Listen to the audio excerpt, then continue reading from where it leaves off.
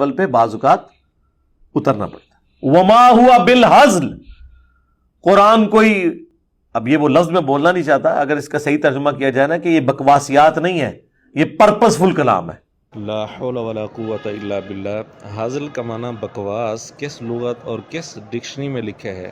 قرآن کریم کے سینکڑوں اردو تراجم موجود ہیں، کیا جہلمی فرقہ کسی بھی اردو ترجمے سے وما ہوا بالہزل کا یہ ترجمہ دکھا سکتا ہے کہ قرآن بکواس نہیں ہے؟ صحیح بخاری حدیث نمبر 6399 میں ایک دعا ہے نبی پاک صلی اللہ علیہ وآلہ وسلم کی، جس میں الفاظ ہیں اللہم اغفر لی ہزلی۔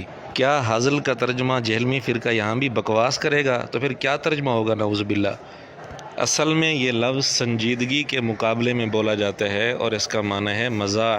تو آیت کا صحیح ترجمہ ہے کہ قرآن کریم مزاح نہیں ہے بلکہ ایک سنجیدہ کلام ہے، اس کے اندر کوئی مذاق نہیں ہے، مزاح نہیں ہے۔ بہرحال ہمارا سوال جہلمی فرقے سے برقرار ہے کہ اللہم اغفر لی ہزلی، یہ دعا جو صحیح بخاری میں ہے اس کا ترجمہ کیا کریں گے؟